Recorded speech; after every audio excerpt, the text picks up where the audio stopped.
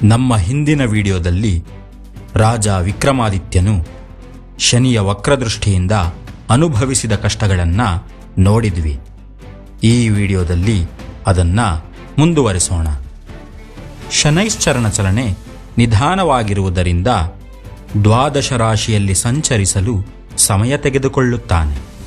ಪ್ರತಿ ರಾಶಿಯಲ್ಲೂ 2.5 ವರ್ಷಗಳ ಕಾಲ ನೆಲೆಸುತ್ತಾನೆ ಹಾಗೂ ತನ್ನ ದೃಷ್ಟಿಯನ್ನು ಮುಂದಿನ 2 ರಾಶಿಗಳವರೆಗೂ ಹರಿಸುತ್ತಾನೆ.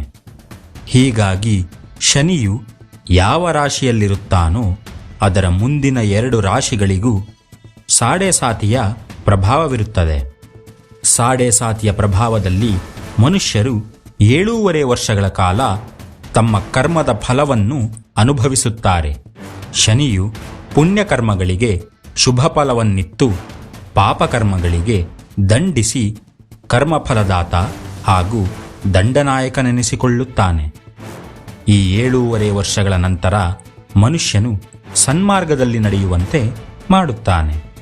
ಈ ಸಾಡೆಸಾತಿಯ ಸಮಯದಲ್ಲಿ ಮನುಷ್ಯನು ತಗ್ಗಿ ಬಗ್ಗಿ ನಡೆದು ಹನುಮಂತನನ್ನು ಪೂಜಿಸುವುದರಿಂದ ಶನಿಯ ಪ್ರಭಾವದಿಂದ ಸ್ವಲ್ಪ ಮುಕ್ತಿ ಪಡೆಯಬಹುದು.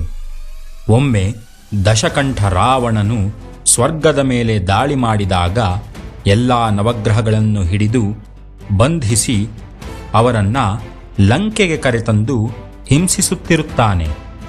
ಅವರನ್ನು ತನ್ನ ಸಿಂಹಾಸನದ ಮೆಟ್ಟಿಲನ್ನಾಗಿಸಿ ಅವರ ಮೇಲೆ ನಡೆಯುತ್ತಾನೆ. ಈ ಸುದ್ದಿ ತಿಳಿದ ನಾರದರು ರಾವಣನ ಬಳಿ ಬಂದು, ನವಗ್ರಹಗಳ ಬೆನ್ನ ಮೇಲೆ ನಡೆಯುವುದರಿಂದ ನಿನಗೆ ಶೋಭೆ ತರದು ಅವರನ್ನು ಅಂಗಾತ ಮಲಗಿಸಿ ಎದೆಯ ಮೇಲೆ ನಡಿಯಂತ ರಾವಣನಿಗೆ ಸಲಹೆ ನೀಡುತ್ತಾರೆ.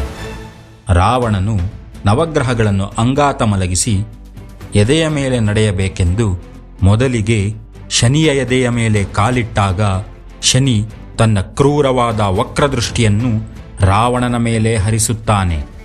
ನಾರದರು ರಾವಣನಿಗೆ ನಿನ್ನ ಮೇಲೆ ಶನಿಯ ಪ್ರಭಾವ ಆರಂಭವಾಗಿದೆ ಎಂದು ಹೇಳಿ ಅಲ್ಲಿಂದ ಹೊರಡುತ್ತಾರೆ.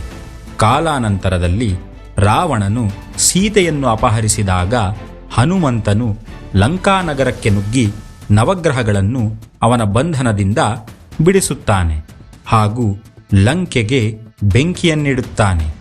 ಈ ಕೃತಜ್ಞತೆಗಾಗಿ ಶನಿಯು ಹನುಮಂತನನ್ನು ದರ್ಶನ ಮಾಡಿ ಪೂಜಿಸುವವರಿಗೆ ತನ್ನ ಕೃಪೆ ತೋರಿ ಅವರ ಸಂಕಷ್ಟಗಳನ್ನು ದೂರ ಮಾಡುತ್ತಾನೆ.